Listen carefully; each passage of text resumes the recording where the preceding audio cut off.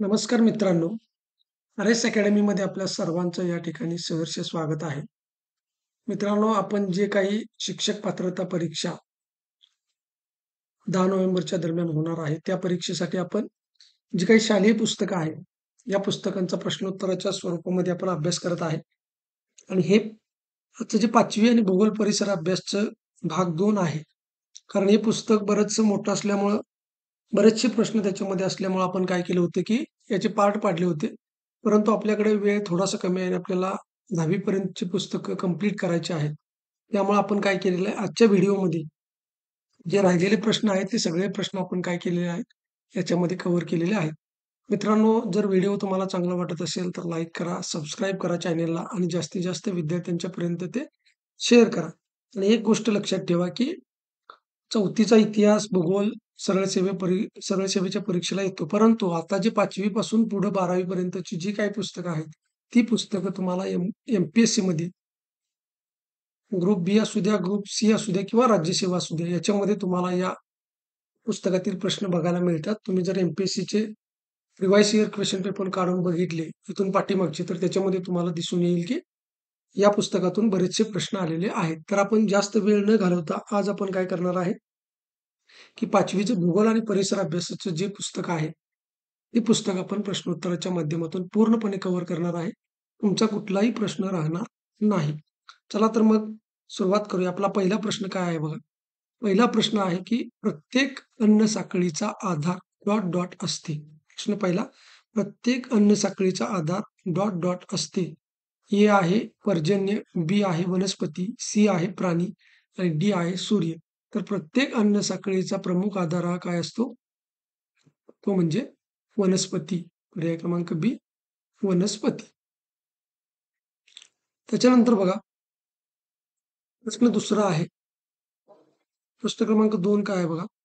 आपल्यापेक्षा वेगळ्या मतांचा आदर करणे म्हणजे डॉट डॉट होय. पर्याय ए आहे प्रामाणिकपणा, बी आहे सहिष्णुता, सी आहे समानता आणि डी आहे वरील सर्व. तर आपल्यापेक्षा वेगळ्या मतांचा आदर करणे म्हणजे सहिष्णुता आहे. त्यानंतर बघा, कोणता गुण हा आपल्याला या ठिकाणी निर्भय बनवतो? कोणता गुण आपल्याला निर्भय बनवतो? प्रश्न क्रमांक 3 आहे. त्यामध्ये पर्याय ए आहे प्रामाणिकपणा, बी आहे सहिष्णुता, सी आहे धर्मनिरपेक्षता आणि डी आहे यापैकी नाही. तर याचं योग्य उत्तर आहे पर्याय क्रमांक ए प्रामाणिकपणा. प्रामाणिकपणा हा गुण आपल्याला काय करतो? पूर्णपणे निर्भय बनवतो. मित्रांनो, हे पुस्तक आज आपल्याला कोणत्याही पद्धतीमध्ये पूर्ण करायचं आहे, कोणत्याही परिस्थितीमध्ये पूर्ण करायचं आहे. त्यामुळे हा व्हिडिओ थोडासा मोठा होईल, परंतु या पुस्तकामधला एकही प्रश्न सुटणार नाही आणि याच्यामधलेच प्रश्न तुम्हाला परीक्षेला दिसतील. तर चला, चौथा प्रश्न बघूया आपण. चौथा प्रश्न आहे, सार्वजनिक जीवनातील शिस्त व कार्यक्षमता वाढवण्यासाठी कोणता गुण उपयुक्त ठरतो? ए आहे स्त्री-पुरुष समानता, बी आहे प्रामाणिकपणा, सी आहे सहिष्णुता आणि डी आहे वरील सर्व. तर सार्वजनिक जीवनातील शिस्त व कार्यक्षमता वाढवण्यासाठी या ठिकाणी प्रामाणिकपणा हा गुण काय होतो? उपयुक्त ठरतो. त्यानंतर बघा, सामाजिक सलोख्याची पहिली पायरी म्हणजे डॉट डॉट होय. सामाजिक सलोख्याची पहिली पायरी म्हणजे डॉट डॉट होय. ए आहे स्त्री-पुरुष समानता, बी आहे सहिष्णुता, सी आहे धर्मनिरपेक्षता आणि डी आहे मानवता. तर सहिष्णुता ही सामाजिक सलोख्याची पहिली पायरी आहे. त्यानंतर बघा, प्रश्न क्रमांक 6, कोणताही नियम मोडल्यानंतर शिक्षा देताना कोणत्या नियमाचा आधार घेतला जातो? पर्याय ए आहे प्रामाणिकपणा, बी आहे समानता, सी आहे स्त्री-पुरुष समानता आणि डी आहे धर्मनिरपेक्षता.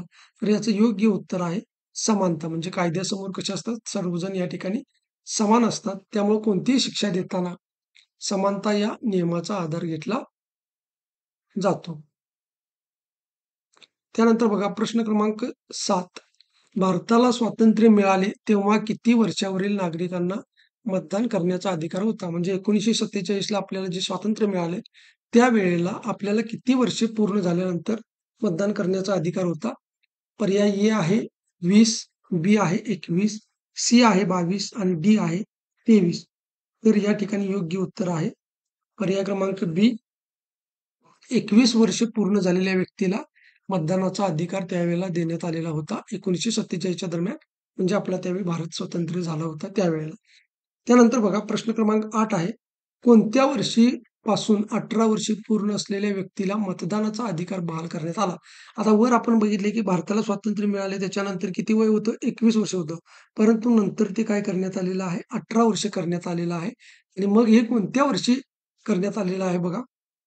पर्याय ए आहे 1985, पर्याय बी आहे 1986, पर्याय सी आहे 1987 आणि पर्याय डी आहे 1988.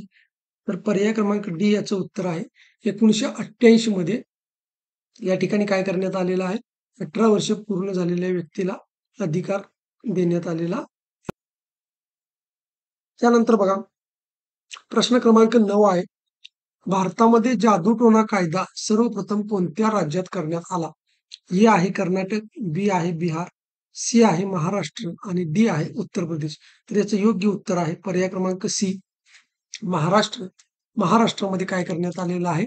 पहिल्यांदा या ठिकाणी जादूटोणा कायदा करण्यात आलेला आहे. आणि कोणाच्या प्रयत्नामुळे जादूटोणा कायदा करण्यात आलेला आहे ते तुम्ही कमेंट बॉक्समध्ये या ठिकाणी सांगू शकता. त्यानंतर बघा प्रश्न क्रमांक 10 आहे. स्त्रियांच्या शिक्षणासाठी यांना डॉट डॉट यांना मोठा संघर्ष करावा लागला. ए आहे छत्रपती शाहू महाराज, बी आहे स्वातंत्र्यवीर सावरकर, सी आहे सावित्रीबाई फुले आणि डी आहे वरीलपैकी सर्व. तर सावित्रीबाई फुले यांना काय करावं लागलं होतं? स्त्रियांच्या शिक्षणासाठी मोठा संघर्ष या ठिकाणी करावा लागलेला होता. प्रश्न क्रमांक 11 काय आहे बघा? सावित्रीबाई फुले यांना शिक्षणाच्या कामात मदत करणारे त्यांच्या सहकारी कोण? ए आहे बाया कर्वे, बी आहे आनंदीबाई जोशी, सी आहे फातिमा शेख आणि डी आहे यापैकी नाही. तर याचं योग्य उत्तर आहे पर्याय क्रमांक सी. फातिमा शेख यांनी काय केलेलं आहे की सावित्रीबाई फुले यांना त्यांच्या शिक्षणाच्या कामामध्ये मदत केली आहे. त्यानंतर बघा प्रश्न क्रमांक 12 आहे. खालीलपैकी कोणत्या समाज सुधारकाचे स्त्री शिक्षणासाठी मोठे कार्य आहे? ए आहे बाळशास्त्री जांभेकर, बी आहे महर्षी धोंडो केशव कर्वे, सी आहे छत्रपती शाहू महाराज आणि डी आहे वरीलपैकी सर्व. तर याचं जे योग्य उत्तर आहे ते महर्षी धोंडो केशव कर्वे यांनी काय केलेलं आहे? स्त्री शिक्षणासाठी आपलं योगदान मोठ्या प्रमाणामध्ये दिलेलं आहे. त्यानंतर बघा प्रश्न क्रमांक 13. कोणत्या वर्षी महात्मा गांधी तंटामुक्त गाव योजना राबवण्यात आली? ए आहे 2005, बी आहे 2006, सी आहे 2007 आणि डी आहे 2018. तर याचं योग्य उत्तर आहे पर्याय क्रमांक सी. 2007 ला महात्मा गांधी तंटामुक्त गाव योजना या ठिकाणी सुरू करण्यात आली. प्रश्न क्रमांक 14 बघा. प्रसिद्ध हिवरे बाजार या ठिकाणी नाव परफेक्ट लक्षात ठेवा. हिवरे बाजार.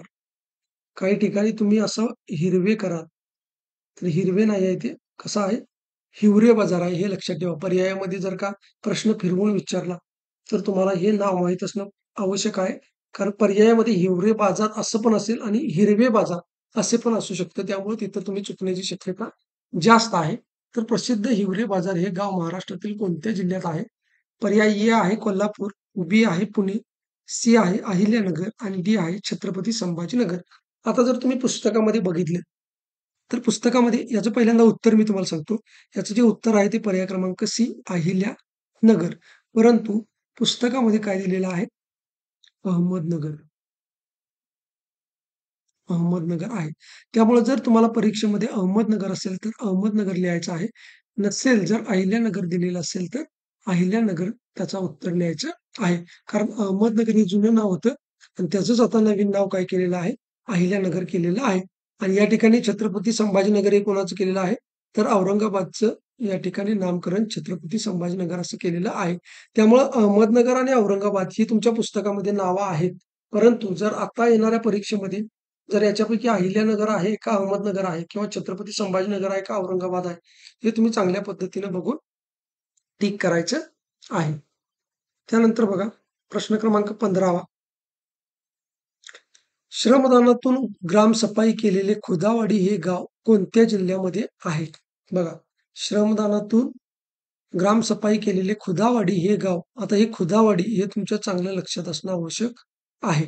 कारण तुम्हाला नंतर हा प्रश्न फिरवून मी तुम्हाला कशा पद्धतीने फिरवून प्रश्न विचारले जातात ते सांगितलेलं आहे. आणि तुम्ही अभ्यास करताना जरी मी अशा पद्धतीने दिलेला असेल प्रश्न, तरी सुद्धा याच्यामध्ये तुम्ही स्वतः प्रश्न तयार करायचा आहे. तर याचा योग्य पर्याय बघूया आपण. पर्याय ए आहे धाराशिव, पर्याय बी आहे कोल्हापूर, पर्याय सी आहे लातूर आणि पर्याय डी आहे नंदुरबार. तर याचं योग्य जे उत्तर आहे ते आहे धाराशिव. आता मगासारखंच हे जे धाराशिव आहे, याच्या जागी पुस्तकामध्ये तुम्हाला उस्मानाबाद असं दिलेलं आहे. उस्मानाबाद. तर पर्यायामध्ये उस्मानाबाद असेल तर उस्मानाबाद लिहायचं आणि नसेल जर धाराशिव दिलं असेल तर धाराशिव लिहायचं. कारण उस्मानाबाद हे या ठिकाणी जुनं नाव होतं आणि त्याचं नवीन नाव आता काय करण्यात आलेलं आहे? धाराशिव असं करण्यात आलेलं आहे. जर तुम्हाला असा प्रश्न विचारला, की श्रमदानातून ग्रामसफाई केलेले धाराशिवमधील कोणते गाव आहे ते सांगा. तर त्याचं नाव तुम्हाला सांगता आलं पाहिजे खुदावाडी. म्हणजे या ठिकाणी तुम्हाला खुदावाडी हे सुद्धा माहीत असणं आवश्यक आहे आणि धाराशिव किंवा उस्मानाबाद हे सुद्धा माहीत असणं आवश्यक आहे. त्यानंतर बघा, स्वच्छतेचे महत्त्व पटवून देणारी ग्रामगीता कोणी लिहिले? आता हा ग्रामगीता जो आहे, हा ग्रामगीता या ठिकाणी ग्रंथ आहे लक्षात ठेवा.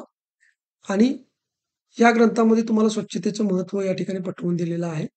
तर तो ग्रंथ कोणी लिहिलेला आहे? ए आहे संत गाडगेबाबा, बी आहे संत तुकडोजी महाराज, सी आहे संत तुकाराम महाराज आणि डी आहे संत ज्ञानेश्वर महाराज. तर याचं जे योग्य उत्तर आहे, ते उत्तर आहे संत तुकडोजी महाराज. तुकडोजी महाराजांनी काय केलेलं आहे? या ठिकाणी ग्रामगीता लिहिलेली आहे. संत गाडगेबाबा यांचं सुद्धा योगदान स्वच्छतेच्या बाबतीमध्ये आहे. परंतु संत तुकडोजी महाराजांनी काय केलेलं आहे? या ग्रामगीतेमधून सुद्धा स्वच्छतेचं महत्त्व सांगितलेलं आहे. त्यानंतर बघा प्रश्न क्रमांक 17. मिळोनी करावी ग्रामसफाई, नाली मोरी ठायी ठायी हे वाक्य खालीलपैकी कोणत्या ग्रंथामध्ये आहे?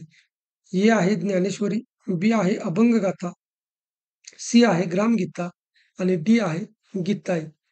तर या ठिकाणी याचं योग्य उत्तर आहे ग्रामगीता. आणि आत्ताच आपण बघितलं की ही ग्रामगीता कोणी लिहिलेलं आहे? संत तुकडोजी महाराज यांनी लिहिलेली आहे. त्यानंतर बघा प्रश्न क्रमांक 18 आहे. आंतरराष्ट्रीय शांतता दिन म्हणून कोणता दिवस साजरा केला जातो? त्यानंतर बघा पर्याय ए आहे 21 सप्टेंबर, बी आहे 22 सप्टेंबर, सी आहे 23 सप्टेंबर, डी आहे 24 सप्टेंबर. तर याचं योग्य उत्तर आहे पर्याय क्रमांक ए 21 सप्टेंबर. आता याच्यामध्ये जर तुम्हाला फिरवायचा झाला हा प्रश्न, तर कशा पद्धतीने फिरवला जाईल, की 21 सप्टेंबर रोजी कोणता दिन साजरा केला जातो? तर त्याचं योग्य उत्तर काय असेल? शांतता दिन असं असेल. म्हणजे या ठिकाणी तुम्ही जरी प्रश्न असा असेल, तरी वाचताना तुम्ही दुहेरी प्रश्न तयार करून प्रॅक्टिस करायची आहे. म्हणजे चांगल्या पद्धतीनं परीक्षेला प्रश्न कसाही आला तरी तो तुमचा चुकणार नाही. त्यानंतर बघा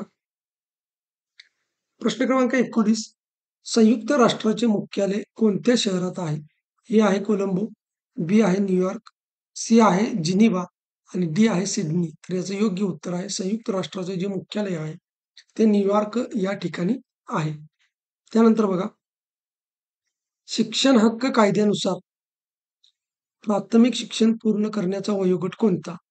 ए आहे 6 ते 14 वर्ष, बी आहे 5 ते 15 वर्ष, सी आहे 4 ते 12 वर्ष आणि डी आहे 3 ते 10 वर्षे. तर याचं योग्य उत्तर आहे प्राथमिक शिक्षा हक्क कायद्यानुसार प्राथमिक शिक्षण पूर्ण करण्याचा वयोगट हा किती आहे? 6 ते 14 वर्ष आहे. त्यानंतर प्रश्न क्रमांक 21. विशेष गरजा असलेल्या मुला-मुलींसाठी कमाल वयाची अट किती आहे? ए आहे 15, बी आहे 16, सी आहे 17 आणि डी आहे 18. तर याचं योग्य उत्तर आहे कमाल वयाची या ठिकाणी 18 वर्ष अट आहे. त्यानंतर बघा प्रश्न क्रमांक 22. आपली शाळा म्हणजे आपल्या घराबाहेरचे डॉट डॉट असते.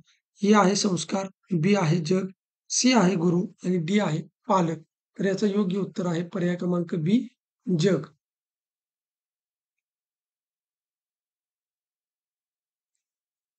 भूरचनेची खोली प्रश्न क्रमांक 23. भूरचनेची खोली व उंची सहजपणे दाखवता यावी यासाठी नकाशामध्ये कोणत्या पद्धतीचा वापर करण्यात येतो? पर्याय ए आहे समोच्च रेषा पद्धती, पर्याय बी आहे रंग पद्धती, पर्याय सी आहे उठावदर्शक आराखडा आणि पर्याय डी आहे वरीलपैकी सर्व. तर भूरचनेची खोली व उंची सहजपणे दाखवता यावी यासाठी नकाशामध्ये या वरील तिन्हींचा वापर या ठिकाणी केला जातो. त्याच्यामध्ये समोच्च रेषा पद्धती आहे, रंग पद्धती आहे आणि उठावदर्शक आराखडा आहे. त्यानंतर बघा प्रश्न क्रमांक 24. नकाशामध्ये जमिनीचा उंच संकल्पना दाखवण्यासाठी खालीलपैकी कोणत्या पद्धतीचा वापर करतात? ए आहे समोच्च रेषा पद्धती, बी आहे रंग पद्धती, सी आहे उठावदर्शक आराखडा आणि डी आहे यापैकी नाही. तर याचं योग्य उत्तर आहे पर्याय क्रमांक ए समोच्च रेषा पद्धती. प्रश्न क्रमांक 25. समान उंचीची ठिकाणी जोडणाऱ्या रेषेस काय म्हणतात? ए आहे सर्वोत्तम रेषा, बी आहे समोच्च रेषा, सी आहे वरीलपैकी सर्व आणि डी आहे वरीलपैकी एकही नाही. तर याचं योग्य उत्तर आहे पर्याय क्रमांक बी समोच्च रेषा. आता प्रश्न क्रमांक 26 काय आहे बघा. योग्य विधान तुम्हाला या ठिकाणी ओळखायला सांगितलेलं आहे. पहिलं विधान आहे, विधान ए असं आहे की समोच्च रेषामधील अंतर कमी असल्यास त्या ठिकाणचा उतार तीव्र असतो आणि बी विधान आहे की समोच्च रेषामधील अंतर जास्त असल्यास जमिनीचा उतार मंद असतो. तर बघा पर्याय तुम्हाला दिलेले आहेत की फक्त ए बरोबर, पर्याय बी आहे फक्त बी बरोबर, पर्याय सी आहे वरीलपैकी दोन्ही बरोबर आणि पर्याय डी आहे वरीलपैकी दोन्ही चूक. तर या ठिकाणी पर्याय सी हे याचं उत्तर आहे की वरील दोन्ही या ठिकाणी बरोबर आहे. समोच्च रेषामधील जर अंतर कमी असेल तर त्याचा उत्तार हा तीव्र असतो आणि अंतर जास्त असेल तर उत्तार हा मंद असतो. एकमेकाच्या अपोजिट असतं. त्यानंतर बघा प्रश्न क्रमांक 27. नकाशामध्ये जलभागाजवळच्या जमिनीसाठी कोणता रंग वापरतात? ए आहे गडद हिरवा, बी आहे फिक्कट हिरवा, सी आहे पिवळा आणि डी आहे निळा. तर याचं योग्य उत्तर आहे गडद निळा. नकाशामध्ये जलभागाजवळच्या जमिनीचा जमिनीसाठी गडद हिरवा रंग वापरतात. त्यानंतर प्रश्न क्रमांक 28 आहे. सर्वात खालीलपैकी सर्वात आधुनिक पद्धती कोणती? ए आहे समोच्च रेषा पद्धती, बी आहे रंग पद्धती, सी आहे उठावदर्शक आराखडा आणि डी आहे यापैकी नाही. तर जी सर्वात आधुनिक पद्धती आहे नकाशाची ती आहे उठावदर्शक आराखडा. त्यानंतर बघा कृत्रिम उपग्रहाची मदत घेऊन कोणत्या पद्धतीचे नकाशे काढले जातात? ए आहे समोच्च रेषा, बी आहे रंग पद्धती आणि सी आहे उठावदर्शक आराखडा. तर याचे जे योग्य उत्तर आहे ते आहे उठावदर्शक आराखडा. म्हणजे उठावदर्शक आराखडा तयार करण्यासाठी काय केलं जातं? या ठिकाणी कृत्रिम उपग्रहाची मदत घेतली जाते. प्रश्न क्रमांक 30 काय आहे बघा. नकाशा तयार करण्याच्या आधुनिक पद्धतीपूर्वी कोणत्या पद्धतीचा वापर करून नकाशे तयार केले जात होते? आता नकाशा ज्यावेळी तयार करण्यात आला आधुनिक पद्धतीचा, त्याच्या अगोदर अशी कोणती पद्धत होती? त्यानुसार नकाशे तयार केले जात होते. तर पर्याय ए आहे रंगछाया, बी आहे प्रकाश छाया, सी आहे प्रकाश रंग, डी आहे छायाप्रकाश.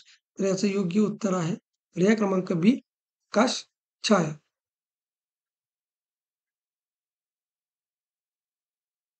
त्यानंतर बघा खालीलपैकी कोणता घटक सांकेतिक खुणा या प्रकारात येतो?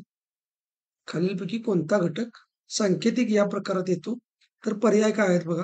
पर्याय ए आहे रेषा, बी आहे देऊ, सी आहे मशीद आणि डी आहे किल्ला.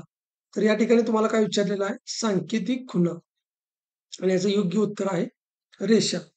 जर तुम्ही पुस्तकामध्ये बघितलं तर ज्या सांकेतिक खुणा आहेत याच्यामध्ये बघा रेषा, त्याच्यानंतर वर्तुळ, त्याच्यानंतर त्रिकोण, त्याच्यानंतर बिंदू ह्या काय आहेत या ठिकाणी सांकेतिक खुणा आहेत. हे तुमच्या वहीमध्ये नोट करून घ्या.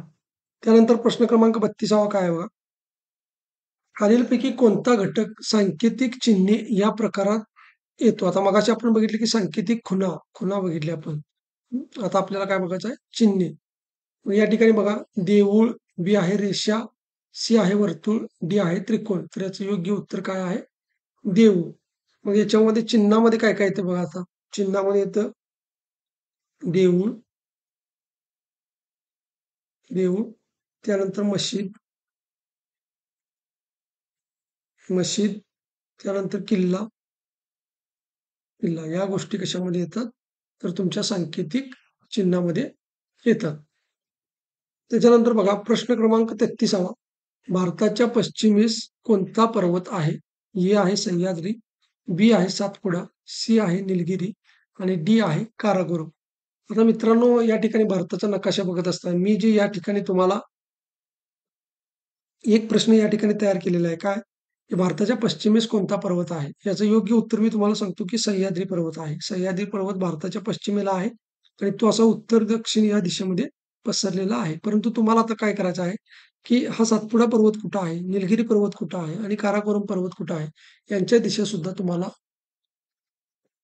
पुस्तकामध्ये बघायच्या आहेत. कारण परीक्षेला प्रश्न येताना अशा पद्धतीनेच येणार. त्यामुळे नकाशांचा अभ्यास तुम्ही बारकाईने करणं गरजेचं आहे. आपण सगळे प्रश्न घेतलेले आहेत. परंतु तुम्ही डोळ्याखालून ही प्रश्न उत्तर झाली, की जे नकाशे आहेत ते तुम्ही चांगल्या पद्धतीनं डोळ्याखालनं घालायचे आहेत. शेवटी आपण जेवढे काही नकाशे आहेत, त्या नकाशावरती पण आपण प्रश्न घेऊन आपण त्यांचाही सराव करणार आहे.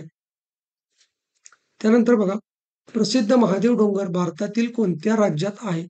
ए आहे महाराष्ट्र, बी आहे कर्नाटक, सी आहे गोवा आणि डी आहे आसाम. तर याचं योग्य उत्तर आहे पर्याय क्रमांक ए महाराष्ट्र. आता त्यानंतर बघा, प्रश्न क्रमांक 35 हिमालयात उगम पावणारी नदी कोणती? ए आहे कृष्णा, बी आहे गोदावरी, सी आहे सिंधू, डी आहे वैनगंगा. तर याचं योग्य उत्तर आहे सिंधू नदी ही हिमालयामध्ये उगम पावते. त्यानंतर बघा, प्रश्न क्रमांक 36 खालीलपैकी कोणती नदी कोरोमंडल किनाऱ्याला जाऊन मिळते?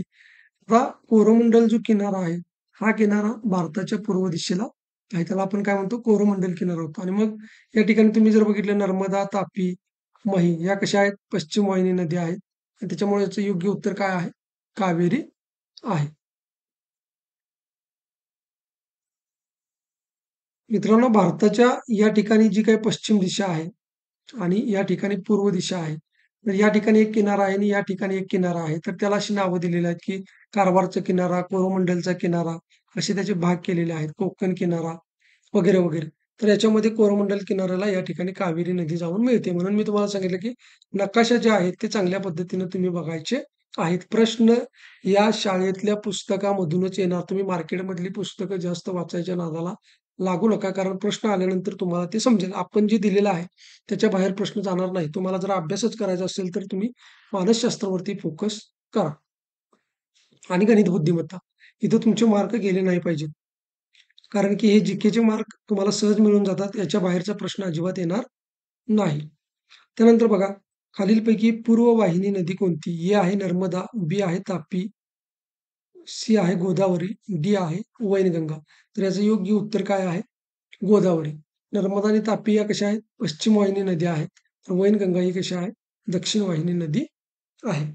आता बघा, प्रसिद्ध पुलिकत सरोवर हे कोणत्या राज्यात आहे? आता मित्रांनो मी सांगितले की तुम्ही नकाशाचा अभ्यास करायचा आहे. याच्यामध्ये तुम्हाला सगळं दिलेलं आहे. नद्या मी प्रत्येक टाईपचे प्रश्न या ठिकाणी घेतलेले आहेत बघा. इथे तुम्हाला जे दिलेलं आहे नद्या, त्याच्यानंतर सरोवरे, त्याच्यानंतर डोंगर, डोंगर दिलेला आहे. त्याच्यानंतर आखात दिलेले आहेत. आखात कोणता आखात कुठं आहे? त्याच्यानंतर किनाऱ्यांची नावे, किनारे वगैरे ह्या सगळ्या गोष्टी दिलेल्या आहेत. आपण प्रत्येक घटकावरती प्रश्न घेतलेला आहे. परंतु तुम्ही नकाशा जे प्रत्येक चॅप्टरच्या मागे नकाशे दिलेले आहेत, ते चांगल्या पद्धतीने डोळ्याखालून एकदा घालून घ्या म्हणजे तुमची चांगली प्रॅक्टिस होईल. आता बघा, प्रसिद्ध पुलिकत सरोवर हे कोणत्या राज्यात आहे? ए आहे केरळ, त्याच्यानंतर बी आहे महाराष्ट्र, सी आहे गोवा आणि डी आहे आंध्र प्रदेश. तर याचं योग्य उत्तर आहे आंध्र प्रदेश. प्रश्न क्रमांक 39 बघा. कच्छच्या आखात कोणत्या राज्यात आहे? ए आहे राजस्थान, बी आहे पंजाब, सी आहे गोवा आणि डी आहे गुजरात. तर याचं योग्य उत्तर आहे गुजरात. कच्छच्या आखात या ठिकाणी कुठं आहे? गुजरातला आहे. बघा, प्रश्न क्रमांक 40 खंभातच्या आखात भारताच्या कोणत्या दिशेला आहे? ए आहे पूर्व, बी आहे पश्चिम, सी आहे दक्षिण, डी आहे उत्तर. तर याचं योग्य उत्तर आहे भारताच्या पश्चिम दिशेला खंभातचा आखात आहे. आता हे एक्झॅक्ट खंभातचा आखात कुठं आहे हे तुम्ही मला कमेंट बॉक्समध्ये सांगायचं आहे. तुम्ही नकाशाचा अभ्यास करताय का नाही हे मला त्या कमेंट बॉक्समधून कळेल.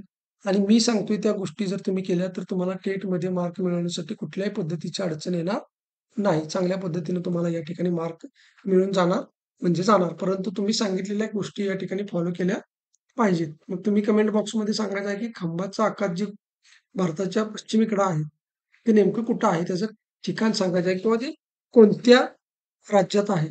हे काय करायचं आहे? सांगायचं आहे. त्यानंतर बघा प्रश्न क्रमांक 41. कोणते बेट भारताच्या पूर्व दिशेला आहे?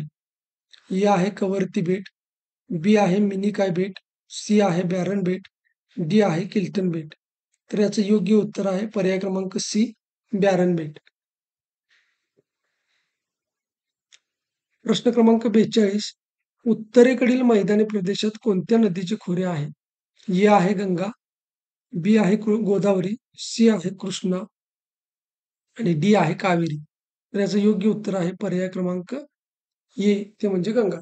उत्तरेकडे जर गेला तुम्ही तर गंगा ब्रह्मपुत्रा नदीचं खोरं आहे, ज्याला आपण त्रिभुज प्रदेश या नावानं ओळखतो. त्यानंतर बघा प्रश्न क्रमांक 43. भारतीय भूखंडाच्या 3 दिशांना पाण्याने व्यापलेल्या व दक्षिणेकडे निमुळत्या होत जाणाऱ्या भागास काय म्हणतात? जो अशा पद्धतीचा भाग आहे भारताचा. बघा अशा पद्धतीचा जो भाग आहे, या ठिकाणी असं तुम्हाला समुद्र दिसतो आणि हा जो या ठिकाणी निमुळता होणारा भाग आहे, तर या भागाला काय म्हणतात? हे आहे भारतीय उपखंड, बी आहे भारतीय महावाळवंट, सी आहे भारतीय द्वीपकल्प आणि डी आहे यापैकी नाही. तर याला काय म्हणतात? भारतीय द्वीपकल्प. या ठिकाणी जर तुम्ही बघितलं हा एक भाग, हा दुसरा भाग आणि हा तिसरा भाग. म्हणजे या ठिकाणी हे जे तिन्ही भाग आहेत, हे तिन्ही भाग काय केलेले आहेत? या ठिकाणी पाण्याने व्यापलेले आहेत. भारताच्या उत्तरेकडील सीमा कोणत्या पर्वताने तयार केलेली आहे? ए आहे सह्याद्री, बी आहे सातपुडा, सी आहे हिमालय आणि डी आहे निलगिरी. तर याचं योग्य उत्तर आहे पर्याय क्रमांक सी, हिमालय. आता परीक्षेमध्ये सॉरी पुस्तकामध्ये तुम्ही हा सह्याद्री पर्वत कोणत्या दिशेला आहे, सातपुडा पर्वत कोणत्या दिशेला आहे, निलगिरी पर्वत कोणत्या दिशेला आहे, हे चांगल्या पद्धतीने अभ्यासायचं आहे. त्यानंतर बघा प्रश्न क्रमांक या ठिकाणी 45.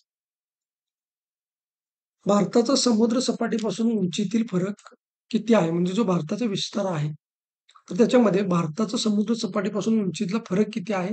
असा प्रश्न आहे. ए आहे 5,000 मीटरपेक्षा जास्त, बी आहे 6,000 मीटरपेक्षा जास्त, सी आहे 7,000 मीटरपेक्षा जास्त आणि डी आहे 8,000 मीटरपेक्षा जास्त. तर याचं योग्य उत्तर आहे 8,000 मीटरपेक्षा जास्त. प्रश्न क्रमांक 46. उत्तर भारतातील प्रमुख पीक कोणते? मग आपण 4थीच्या परिसर अभ्यास आणि भूगोलमध्ये सुद्धा हे पिकं बघितलेली आहेत. परंतु आता या ठिकाणी रिपीट हा प्रश्न 5वीच्या पुस्तकामध्ये सुद्धा आलेला आहे. मी तुम्हाला मागच्या 4थीच्या पुस्तकामध्ये हे कोणत्या भागामध्ये कोणतं पीक घेतलं जातं याच्यावरती आपले प्रश्न झालेले आहेत. त्यामुळे हा प्रश्न तुमचा चुकू नये. तर भारतीय किनारपट्टीत प्रामुख्याने कोणते पीक घेतले जाते? ए आहे गहू, बी आहे तांदूळ, सी आहे मक्का आणि डी आहे ज्वारी. तर याचं योग्य उत्तर आहे पर्याय क्रमांक बी. बहुतेक आपला 46वा प्रश्न राहिलेला आहे. पण 46वा प्रश्न बघूया. उत्तर भारतातील प्रमुख पीक कोणते? ए आहे गहू, बी आहे तांदूळ, सी आहे ज्वारी आणि डी आहे कापूस. तर याचं योग्य उत्तर आहे पर्याय क्रमांक ए, गहू. उत्तर भारतामध्ये या ठिकाणी गहू पिकतो आणि आता आपण बघितले की किनारपट्टीमध्ये कोणता? तर तांदूळ. त्याच्यानंतर बघा, मध्य भारतात कोणते पीक मोठ्या प्रमाणावर घेतले जाते? ए आहे ऊस, बी आहे कापूस, सी आहे ज्वारी आणि डी आहे बाजरी. तर याचं योग्य उत्तर आहे पर्याय क्रमांक सी, ज्वारी. त्यानंतर बघा, प्रश्न क्रमांक 49. भारतातील सर्वात उत्तरेकडील राज्य कोणते? ए आहे राजस्थान, बी आहे पंजाब, सी आहे हिमाचल प्रदेश आणि डी आहे गोवा. तर याचं योग्य उत्तर आहे पर्याय क्रमांक सी, हिमाचल प्रदेश. आता काय होतं, पहिल्यांदा याचं उत्तर या ठिकाणी जम्मू आणि काश्मीर होतं. परंतु हे आता काय केलेलं आहे, केंद्रशासित प्रदेश निर्माण केलेले आहेत. त्याच्यामुळं हे जे हिमाचल प्रदेश आहे, हे या प्रश्नाचं उत्तर असणार आहे. आणि तुम्ही पर्यायानुसार जर बघितलं तर याच्यामध्ये कोणतं आहे? हिमाचल प्रदेश हे उत्तर असणार आहे. त्यानंतर बघा, भारतातील सर्वात दक्षिणेकडील राज्य कोणते? ए आहे गोवा, बी आहे केरळ, सी आहे तामिळनाडू, डी आहे आंध्र प्रदेश. तर भारतातील सर्वात दक्षिणेकडचे जे राज्य आहे, ते आहे तामिळनाडू. प्रश्न क्रमांक 51. भारताच्या अतिपूर्वेकडील राज्य कोणते? राज्य कोणते असं आहे ते. राज्य कोणते? एकच राज्य आपल्याला सांगायचं आहे, जे की अति पूर्वेकडे सर्वात पूर्वेकडे असणार. ए आहे गुजरात, बी आहे मेघालय, सी आहे अरुणाचल प्रदेश आणि डी आहे मिझोराम.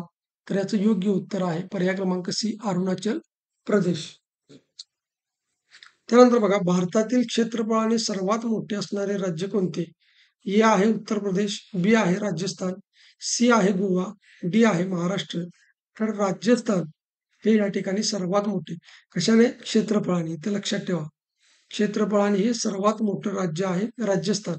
आणि उत्तर प्रदेश हे कशामध्ये आहे? लोकसंख्या. लोकसंख्या ते आपल्याला पुढं जसं आपण 6वी, 7वी, 8वी वगैरे बघू त्यावेळेला आपल्याला ते कळेल. त्यानंतर बघा, खालीलपैकी भारताची राजधानी कोणती? ए आहे अहमदाबाद, बी आहे मुंबई, सी आहे नवी दिल्ली, डी आहे नागपूर. तर याचं योग्य उत्तर आहे नवी दिल्ली. क्षेत्रफळाच्या दृष्टीने महाराष्ट्राचा देशात कितवा क्रमांक लागतो? क्षेत्रफळाच्या दृष्टीने महाराष्ट्राचा देशात कितवा क्रमांक लागतो? तर ए आहे पहिला, बी आहे दुसरा, सी आहे तिसरा आणि डी आहे चौथा. तर याचं योग्य उत्तर आहे पर्याय क्रमांक सी, तिसरा. त्यानंतर बघा, भारतातील सर्वात कमी क्षेत्रफळ असणारे राज्य कोणते? प्रश्न क्रमांक 55. भारतातील सर्वात कमी क्षेत्रफळ असणारे राज्य कोणते? ए आहे आसाम, बी आहे सिक्कीम, सी आहे गोवा, डी आहे मिझोराम. तर याचं योग्य उत्तर आहे पर्याय क्रमांक सी, गोवा.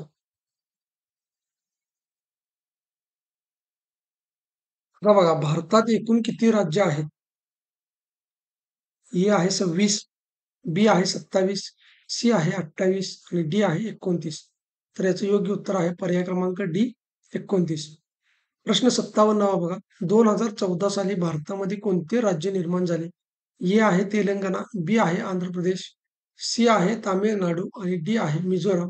तर याचं योग्य उत्तर आहे पर्याय क्रमांक ए, तेलंगणा.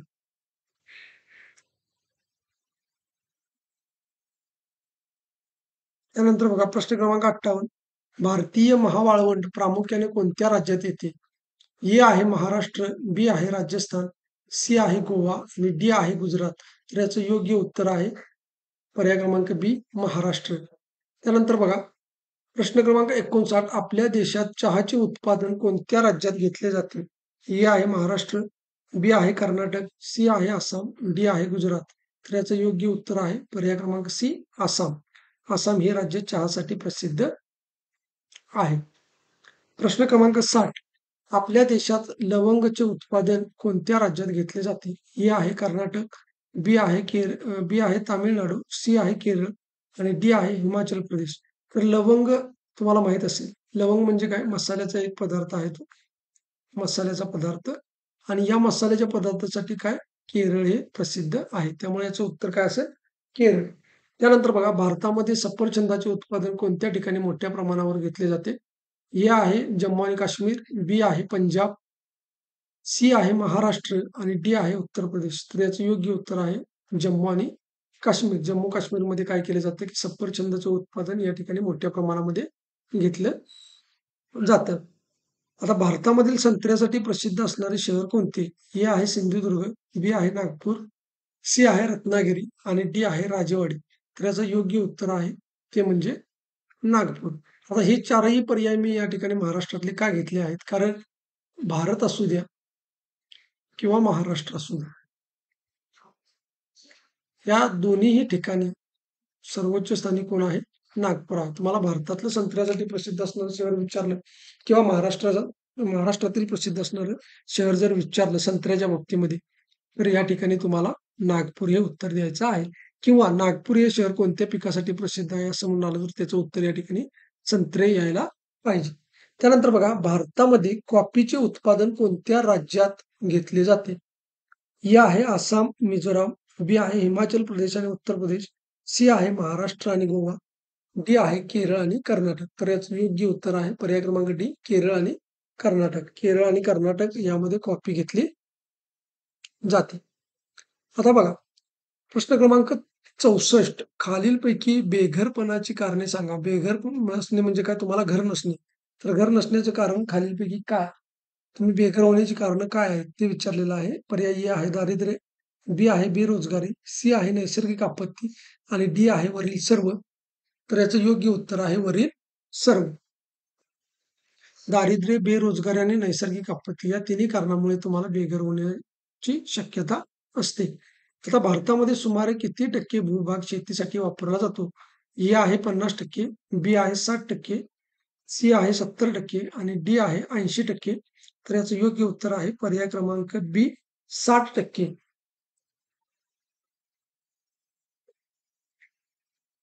भारतामध्ये शेतीसाठी वापरला जाणारा भूभाग किती आहे?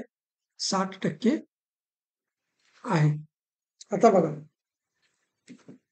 प्रश्न क्रमांक 66. खरीप हंगाम कोणत्या महिन्यामध्ये घेतला जातो?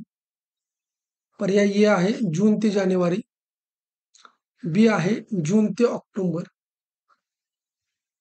सी आहे ऑक्टोबर ते मार्च आणि डी आहे मार्च ते ऑगस्ट. तर याचं योग्य उत्तर आहे जून ते ऑक्टोबर. जून ते ऑक्टोबर म्हणजे खरीप हंगामाची पिके घेतली जातात किंवा त्याला खरीप हंगाम असं म्हणतो. आणि आपण मागच्या ह्याच्यामध्ये खरीप हे कसं लक्षात ठेवायचं याची ट्रिक सुद्धा आपण बघितलेली आहे. ज्यांनी मागचा व्हिडिओ बघितला नसेल त्यांनी डिस्क्रिप्शन बॉक्समध्ये जाऊन किंवा आपल्या प्लेलिस्टला जाऊन या ठिकाणी शिक्षक पात्रता परीक्षेचे जे व्हिडिओ आहेत ते या ठिकाणी तुम्ही बघू शकता. आता प्रश्न क्रमांक 67 बघा. रब्बी हंगाम पुढीलपैकी कोणत्या महिन्यात घेतला जातो? ए आहे जून ते ऑक्टोबर, दुसरा आहे ऑक्टोबर ते मार्च, त्याच्यानंतर मार्च ते जानेवारी आणि डी आहे फेब्रुवारी ते जून. तर याचं योग्य उत्तर आहे ऑक्टोबर ते मार्च. प्रश्न क्रमांक 68. पुढीलपैकी कोणते खत हे नैसर्गिक खत आहे? त्यामध्ये ए आहे शेणखत, शेणखत, बी आहे लेंडी खत, सी आहे कंपोस्ट खत आणि डी आहे हिरवळची खत. आता याचं योग्य उत्तर काय असेल? तर वरीलपैकी सर्व हे काय असणार आहेत? नैसर्गिक खत आहे. कोणते? शेणखत, लेंडी खत, कंपोस्ट खत आणि हिरवळीचे खत. हे मी या ठिकाणी मुद्दाम प्रश्न तयार केलेला आहे कारण तुम्हाला नैसर्गिक खतामध्ये कोणकोणत्या गोष्टी येतात ते माहीत असणं आवश्यक आहे. शेणखत, लेंडी खत, कंपोस्ट खत आणि हिरवळीचे खत. त्यानंतर बघा प्रश्न क्रमांक 69. धान्य साठ्यात कोणत्या वनस्पतीची पाने घालून ठेवतात? धान्य खराब होऊ नये म्हणून धान्य साठ्यामध्ये कोणत्या वनस्पतीची पाने घालून ठेवतात? ए आहे आंबा, बी आहे तुळस, सी आहे कडुलिंब, डी आहे पेरू. तर याचं योग्य उत्तर आहे कडुलिंबाचा पाला या ठिकाणी धान्यामध्ये ठेवला जातो. आता त्यानंतर बघा 70वा प्रश्न. वेगळा घटक तुम्हाला या ठिकाणी ओळखायचा आहे. ए आहे कांदा, बी आहे लसूण, सी आहे बटाटे आणि या ठिकाणी मुळा. कांदा, लसूण, बटाटे आणि मुळा. मग याचं योग्य जे उत्तर आहे ते आहे मुळा. कारण कांदा, लसूण, बटाटे हे काय आहेत? हे या ठिकाणी कंद आहेत. कंद आहेत आणि मुळा जो आहे हे काय आहे? मुळे आहेत लक्षात ठेवा. कंदमुळांच्या मध्ये कांदा, लसूण आणि बटाटे हे कंद आहेत आणि मुळा कशामध्ये येतो? तर मुळेमध्ये येतो. त्यानंतर 71वा प्रश्न बघा. प्रश्न क्रमांक 71. वेगळा घटक ओळखायचा आहे. या ठिकाणी तसं रताळे, मुळा, गाजर आणि लसूण. तर बघा रताळे, मुळा आणि गाजर या ठिकाणी ही काय आहेत? मुळे आहेत. तर हे काय आहे? कंद आहे. आता याच्यावरून तुम्ही कंद आणि मुळे हे या ठिकाणी वहीमध्ये नोट करून ठेवायचं आहे. असा जर वेगळा घटक तुम्हाला ओळखण्यासाठी आला तर तुम्हाला त्या प्रश्नाचं उत्तर देता आलं पाहिजे. त्यानंतर बघा आपल्या देशात अन्नधान्य क्रांती कोणत्या नावाने ओळखली जाते? ए आहे धवल क्रांती, बी आहे हरित क्रांती, सी आहे पीत क्रांती, डी आहे गुलाबी क्रांती. तर अन्नधान्याची क्रांती जी आहे ती पर्याय क्रमांक बी हरित क्रांती या नावाने ओळखली जाते. आता याच्यामध्ये तुम्हाला एक गोष्ट करायची आहे की क्रांती नावाचा जो काही टॉपिक आहे. आता पीत क्रांती कशाला म्हणतात? गुलाबी क्रांती कशाला म्हणतात? धवल क्रांती कशाला म्हणतात? तर हे तुम्ही चांगल्या पद्धतीने अभ्यासायचं आहे. मित्रांनो एक गोष्ट लक्षात ठेवा की शालेय पुस्तकामधूनच तुमचे पेपर 2 मध्ये असू दे किंवा 1 मध्ये असू द्या. शालेय पुस्तकामधूनच जीकेचे प्रश्न येणार. त्या शालेय पुस्तकाच्या बाहेर तुमचा प्रश्न जाणार नाही. परंतु तुम्हाला अभ्यास करत असताना शालेय पुस्तकामध्ये नेमकं काय वाचायचं, त्या संदर्भाने नेमकं काय वाचायचं हे माहीत असणं आवश्यक आहे. म्हणून तुम्ही या ठिकाणी क्रांती आहे तर तुम्ही ह्या ज्या काही क्रांत्या आहेत, ह्या क्रांत्या एक 8-9 क्रांत्या आहेत, त्या क्रांत्या तुम्ही चांगल्या पद्धतीने बघून घ्या. त्यानंतर प्रश्न क्रमांक 73. हरित क्रांतीचे जनक म्हणून कोणास ओळखले जाते? ए आहे जयंत नारळीकर, बी आहे वसंतराव नाईक, सी आहे एम.एस. स्वामीनाथन, डी आहे शरद पवार. तर याचं योग्य उत्तर आहे पर्याय क्रमांक सी, एम.एस. स्वामीनाथन. त्यानंतर बघा, भारताने कोणत्या वर्षी अन्न सुरक्षा कायदा केला? ए आहे 2011, बी आहे 2012, सी आहे 2013 आणि डी आहे 2014. तर या ठिकाणी 2013ला काय केलेलं आहे? भारताने अन्न सुरक्षा कायदा केलेला आहे. आता प्रश्न क्रमांक 75 काय आहे बघा? प्रश्न क्रमांक 75 आहे, सेंद्रिय शेतीमध्ये पुढीलपैकी कशाचा समावेश होत नाही? ए आहे हाडांचा चुरा व मासोळी, बी आहे शेणखत व मलमूत्र, सी आहे प्राण्यांचे कुजलेले अवशेष आणि डी आहे वरीलपैकी सर्वांचा समावेश होतो. तर याचं योग्य उत्तर आहे की वरीलपैकी सर्वांचा समावेश होतो. म्हणजे सेंद्रिय शेतीमध्ये या ठिकाणी बघा, हाडांचा चुरा, मासोळी, शेणखत, मलमूत्र, प्राण्यांचे कुजलेले अवशेष वगैरे याचा वापर केला जातो. त्यामुळे वरीलपैकी सर्वांचा समावेश होतो. त्यानंतर बघा, प्रश्न क्रमांक 76 आहे, अन्न टिकवण्याचे पुढीलपैकी कोणती पद्धती नाही? ए आहे वाळवणे, सी आहे थंड करणे, सी आहे बी आहे थंड करणे, सी आहे उकळणे आणि डी आहे हवेशीर डब्यात ठेवणे. तर याचं योग्य जे उत्तर आहे ते पर्याय क्रमांक डी, हवेशीर डब्यात ठेवणे. कारण बघा, वाळवणे ही तर पद्धत आहेच, थंड करणे ही पद्धत आहे, उकळणे ही पद्धत आहे, परंतु हवेशीर डब्यात ठेवणे ही पद्धती नसून ती हवा बंद डब्यात ठेवणे. तुम्हाला जर हवा बंद डब्यात तुम्ही जर तो पदार्थ ठेवला तर तो चांगल्या पद्धतीने टिकण्याचे चान्सेस जास्त आहेत. त्यामुळे तुम्ही पर्याय जे दिलेले आहेत ते पर्याय अतिशय बारकाईने बघायचे आहेत. लगेच गडबडीत घाई गडबडीत वाचून टिक करायचं नाही. त्यानंतर बघा, प्रश्न क्रमांक 77. प्रश्न क्रमांक 77 आहे, खालीलपैकी कोणता पदार्थ परिरक्षक नाही? हे आहे साखर, बी आहे, आता परिरक्षक म्हणजे काय? तर एखाद्या पदार्थामध्ये असा पदार्थ घातला तर तो पदार्थ जास्त काळ टिकतो. म्हणजे लोणच्यामध्ये जर समजा साखर, व्हिनेगर वगैरे घातलं तर लोणचं जास्त दिवस टिकतं. म्हणून त्याला आपण काय म्हणतो? परिरक्षक असं म्हणतो. तर तुम्हाला परिरक्षक नाही असा पदार्थ ओळखायचा आहे. ए आहे साखर, बी आहे मीठ, सी आहे व्हिनेगर आणि डी आहे कापूर. तर याचं योग्य उत्तर आहे कापूर. साखर, मीठ आणि व्हिनेगर हे काय आहेत? 3 परिरक्षक आहेत. आता त्याच्यानंतर बघा, तुम्हाला वेगळा घटक ओळखायचा आहे. हे आहे हिंग, 2 मोहरी, खाद्यतेल, खाण्याचा सोडा यापैकी वेगळा घटक ओळखा. आता या ठिकाणी जर तुम्ही बघितलं, हिंग, मोहरी आणि खाद्यतेल हे काय आहेत? परिरक्षक आहेत. परिरक्षक. परंतु खाण्याचा सोडा हा काय परिरक्षक नाही. त्यामुळे याचं योग्य उत्तर काय आहे? खाण्याचा सोडा हे योग्य उत्तर आहे. मग तुम्ही आता अभ्यास करत असताना तुम्हाला परिरक्षक माहीत असणं आवश्यक आहे. कोणकोणते बघा, हे आहे साखर, साखर, त्याच्यानंतर मीठ, त्याच्यानंतर व्हिनेगर, त्याच्यानंतर हिंग, त्याच्यानंतर मोहरी, त्याच्यानंतर खाद्यतेल हे या ठिकाणी काय आहेत? परिरक्षक आहेत.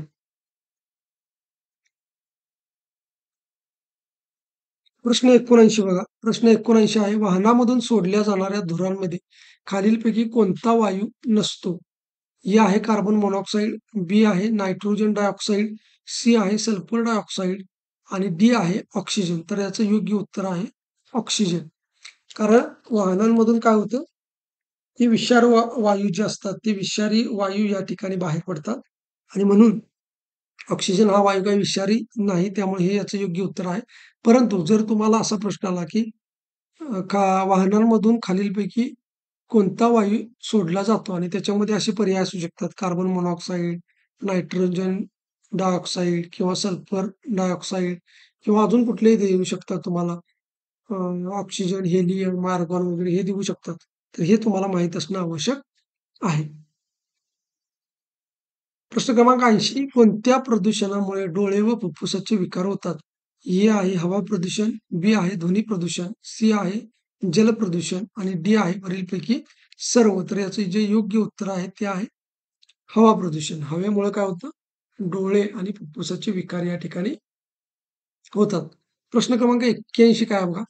चिडचिड, अस्वस्थता, डोके दुखणे, त्याच्यानंतर मनोविकार इत्यादी परिणाम कोणत्या प्रदूषणामुळे दिसून येतात? ए आहे हवा प्रदूषण, बी आहे जल प्रदूषण, सी आहे ध्वनी प्रदूषण, डी आहे वरीलपैकी सर्व. तर याचं योग्य उत्तर आहे पर्याय क्रमांक सी, ध्वनी प्रदूषण.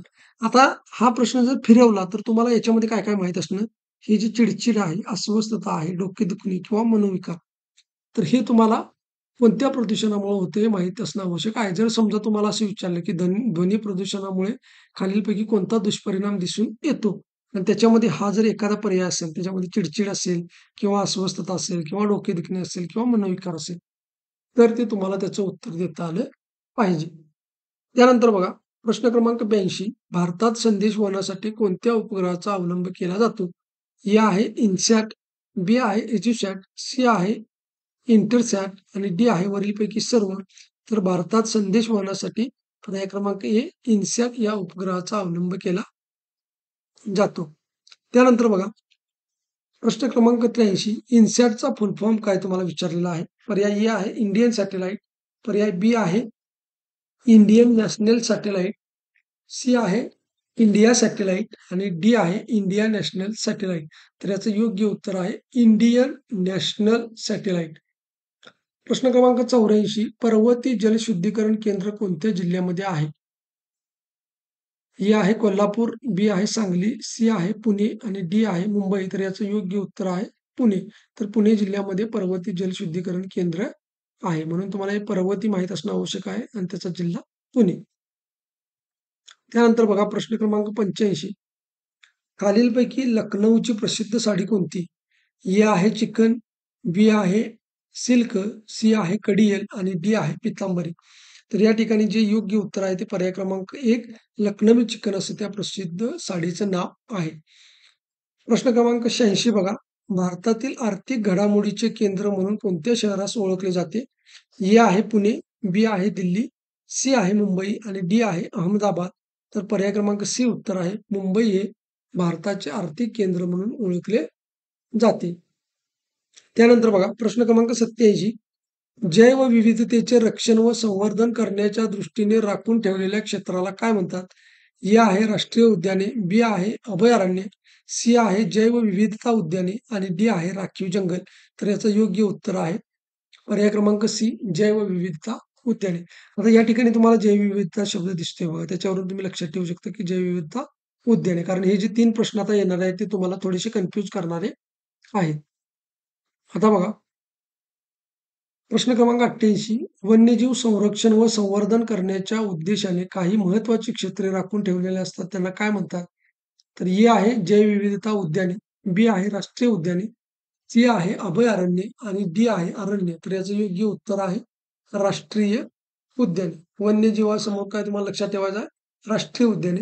आणि 89वा जो प्रश्न आहे विशिष्ट प्राण्यांचे वनस्पतींचे संरक्षण व्हावे संवर्धन व्हावे यासाठी वनक्षेत्र राखीव ठेवले जाते. त्याला काय म्हणतात? तर ए आहे राष्ट्रीय उद्याने, बी आहे अभयारण्य, सी आहे जैवविविधता उद्याने आणि डी आहे वरीलपैकी सर्व. तर याचं जे योग्य उत्तर आहे ते आहे पर्याय क्रमांक बी अभयारण्य. म्हणजे बघा प्राण्यां प्राण्यांना आपण अभय देतो त्यामुळे याच्यावरून लक्षात ठेवा की तुम्ही प्राण्यांचे अभयारण्य असतात. वन्यजीवापुढे राष्ट्रीय आणि इथं तर तुम्हाला काय आहे की शब्द दिलेला आहे जैवविविधता. त्याच्यावरून तुम्ही लक्षात ठेवू शकता की जैवविविधता उद्याने म्हणजे काय? आता त्यानंतर बघा प्रश्न क्रमांक 90 काझीरंगा राष्ट्रीय उद्यान कोणत्या राज्यात आहे? ए आहे आसाम, बी आहे गुजरात, सी आहे महाराष्ट्र आणि डी आहे कर्नाटक. तर याचं योग्य उत्तर आहे पर्याय क्रमांक ए आसाम या राज्यामध्ये काझीरंगा हे राष्ट्रीय उद्यान आहे. त्यानंतर बघा प्रश्न क्रमांक 91 राधानगरी अभयारण्य कोणत्या जिल्ह्यात येते? ए आहे सांगली, बी आहे सातारा, सी आहे कोल्हापूर, डी आहे रत्नागिरी. तर याचं योग्य उत्तर आहे कोल्हापूर. आता इथे जर तुम्ही बघितलं काझीरंगा हे राष्ट्रीय उद्यान आसाममध्ये आहे आणि ते कशासाठी प्रसिद्ध आहे? तर एक शिंगी गेंडा, एक शिंगी गेंडा आणि या ठिकाणी राधानगरी अभयारण्य जे बघितले ते कोल्हापूर जिल्ह्यामध्ये आहे. ते कशासाठी आहे? तर ते गवा या प्राण्यासाठी प्रसिद्ध आहे. त्यामुळे अशा पद्धतीने तुम्ही अभ्यास करा. या शालेय पुस्तकाचा संदर्भ घेऊनच तुम्ही अभ्यास केला तर चांगल्या पद्धतीने तुम्हाला मार्क्स मिळतील. ज्यांनी ही माझी लेक्चर केलेली आहेत, हे 3री, 4थी आणि 5वी त्यांना 30 मार्काचं जे काही परिसर अभ्यासचं वगैरे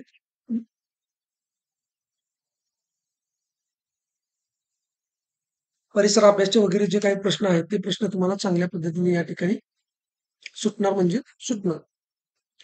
त्यानंतर बघा प्रश्न क्रमांक 92, ताडोबा राष्ट्रीय उद्यान कोणत्या जिल्ह्यात आहे? ए आहे गडचिरोली, बी आहे चंद्रपूर, सी आहे कोल्हापूर, डी आहे रत्नागिरी. तर ताडोबा राष्ट्रीय उद्यान जे आहे ते या ठिकाणी चंद्रपूर जिल्ह्यामध्ये आहे. आता या ठिकाणी जर तुम्ही बघितलं मित्रांनो, तर लक्षात ठेवा. बघा, या ठिकाणी काय दिलेलं आहे तुम्हाला? राष्ट्रीय उद्यान आहे. राष्ट्रीय उद्यान. त्याच्यानंतर अभयारण्य. बघा, त्याच्यानंतर इथे मी तुम्हाला काय विचारलंय, या ठिकाणी पण राष्ट्रीय उद्यानावरती प्रश्न घेतलेला आहे महाराष्ट्रात. तर अशा पद्धतीने हे जे काही राष्ट्रीय उद्यान हे जे आहेत, हे तुम्हाला नकाशावरती प्रश्न विचारलेले आहेत. म्हणून मी मगाचपासून तुम्हाला सांगतोय, की जे पुस्तकाच्या पाठीमागे नकाशे आहेत, त्यामधलेच प्रश्न तुम्हाला येणार. जर तुम्हाला राष्ट्रीय उद्यानावरती प्रश्न विचारला, तर तो त्या पुस्तकामध्ये जो आहे, त्या नकाशामध्ये तेच उद्यान तुम्हाला विचारलं जाणार. इतरत्र तुम्ही मार्केटमधले पुस्तकं वाचून कन्फ्यूज होऊ नका. व्हास्ट अभ्यासक्रम आहे. आपल्याला एमपीएससीची पुस्तकं वाचायची नाहीत. आपल्याला या टीईटीच्या दृष्टीने तयारी करायची आहे. त्यामुळे जे पुस्तकात आहे, जे शाळेच्या पुस्तकामध्ये आहे, त्याचाच अभ्यास तुम्ही करायचा आहे. तुम्हाला शाळेच्या पुस्तकाचा अभ्यास केल्यानंतर ह्या परीक्षा प्लस तुमच्या येणाऱ्या ज्या काही एमपीएससीच्या परीक्षा आहेत, त्याच्यामध्ये त्याचा फायदा होणार आहे. त्यानंतर बघा, महाराष्ट्रात चांद नदीवर असणारा ब्रिटिशकालीन मायनी तलाव कोणत्या जिल्ह्यात आहे? पर्याय ए आहे सांगली, बी आहे सातारा, सी आहे सिंधुदुर्ग आणि डी आहे चंद्रपूर. तर बघा, याचं योग्य उत्तर आहे पर्याय क्रमांक बी. परंतु तुम्ही आता अभ्यास करत असताना इथे काय काय लक्षात ठेवायचं, तुम्हाला ही चांद नदी महत्वाची आहे.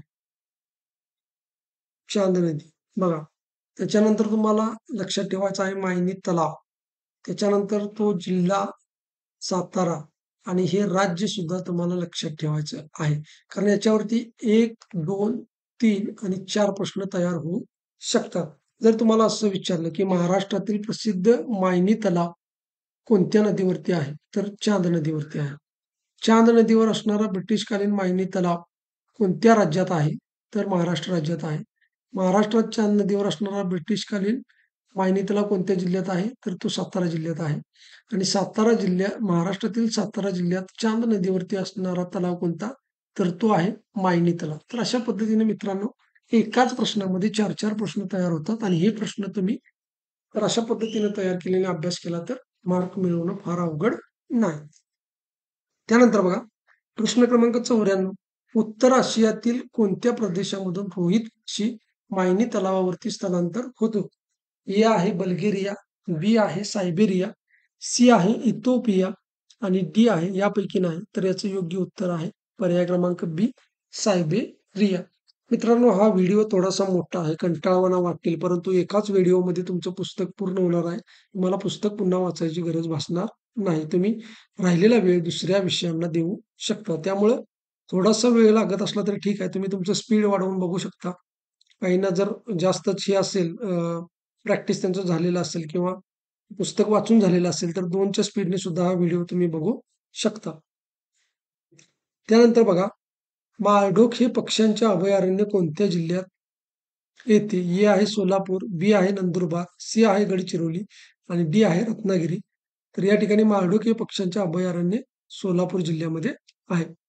पुणे अहमदनगर पासून 50 किलोमीटरवरती बघा, पुणे अहमदनगर पासून 50 किलोमीटर असणारे मोराची चिंचोली हे गाव कोणत्या प्राण्यासाठी प्रसिद्ध आहे?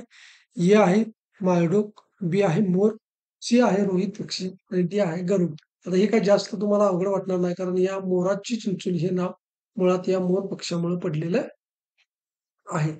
आता त्यानंतर बघा, प्रश्न क्रमांक 97, देवासाठी राखून ठेवलेल्या जंगलाला काय म्हणतात? ए आहे वनराई, बी आहे देवराई, सी आहे रानमाता आणि डी आहे वनमाता. तर याचं योग्य उत्तर आहे पर्याय क्रमांक बी, देवराई. त्यानंतर बघा, कोणत्या राज्यात देवरायांना शरण वने म्हणून ओळखले जाते? ए आहे महाराष्ट्र, बी आहे मध्य प्रदेश, सी आहे उत्तर प्रदेश, डी आहे गुजरात. तर याचं योग्य जे उत्तर आहे ते उत्तर आहे मध्य प्रदेश. याच्यामध्ये तुम्हाला माहित असणं आवश्यक आहे, की मध्य प्रदेशामध्ये देवरायांना शरण वने म्हणून ओळखले जाते. तर याच्यामध्ये तुम्हाला एक हे राज्य माहित असणं आवश्यक आहे आणि दुसरी गोष्ट की हे शरण वने म्हणजे काय तुम्हाला माहित असणं आवश्यक आहे. त्याच्यानंतर बघा, प्रश्न क्रमांक 99. WWF चा फुल फॉर्म काय? पर्याय ए आहे वर्ल्ड वुमन फेडरेशन, बी आहे world wild fund for nature, C आहे वर्ल्ड वॉर फेडरेशन, डी आहे वर्ल्ड वाईल्ड फंड. तर याचं योग्य उत्तर आहे world wild fund for nature. प्रश्न क्रमांक 100 बघा. ऊसामध्ये कोणत्या प्रकारची शर्करा असते? पर्याय ए आहे सुक्रोज, बी आहे फ्रुक्टोज, सी आहे लॅक्टोज आणि डी आहे वरीलपैकी सर्व. तर याचं योग्य उत्तर आहे सुक्रोज. ऊसामध्ये कोणत्या प्रकारची शर्करा असते? तर ती असते सुक्रोज. आणि फ्रुक्टोज ही कशामध्ये असते? फळांच्या मध्ये. आणि लॅक्टोज असते दुधामध्ये. त्यानंतर बघा, निरुपयोगी भागापासून विष्ठा तयार करण्याचे काम कोण करते? निरुपयोगी भागापासून विष्ठा तयार करण्याचे काम कोण करते? या ठिकाणी हा जो शब्द आहे विष्ठा, तर तो असा आहे बघा, विष्ठा. ए आहे पिष्टमय पदार्थ, बी आहे तंतुमय पदार्थ, सी आहे शर्करा आणि डी आहे यापैकी नाही. तर याचं योग्य उत्तर आहे पर्याय क्रमांक बी, तंतुमय पदार्थ. त्यानंतर प्रश्न क्रमांक 102. पुढीलपैकी कोणता पदार्थ तंतुमय पदार्थ नाही?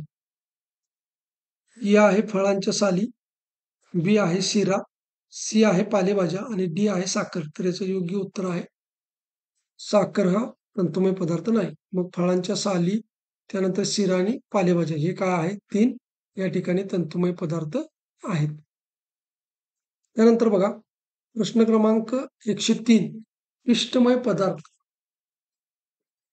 पिष्टमय पदार्थ बघा, पिष्टमय पदार्थ, शर्करा व तंतुमय पदार्थ यांना एकत्रितपणे काय म्हणून ओळखले जाते? पर्याय ए आहे कार्बोदके, पर्याय बी आहे प्रथिने, पर्याय सी आहे स्निग्ध पदार्थ, पर्याय डी आहे यापैकी नाही.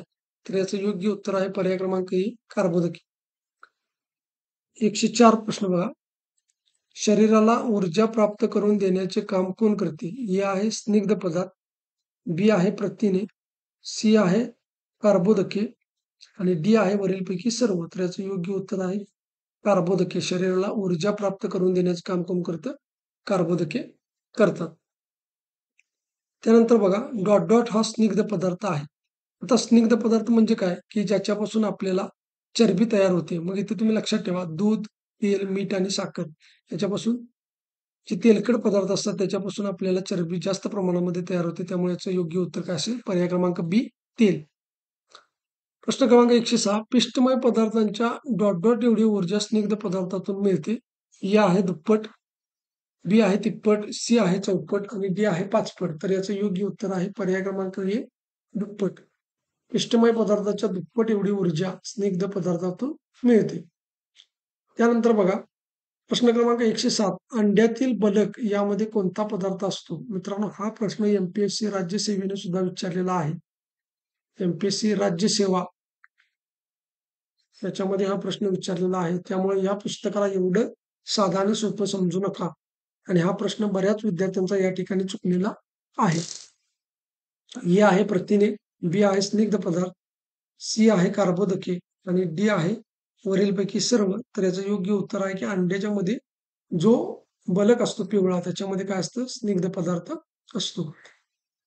कोणत्या घटकामुळे शरीरात चरबी तयार होते? ए आहे प्रथिने, बी आहे स्निग्ध पदार्थ, सी आहे कार्बोदके, डी आहे वरीलपैकी सर्व.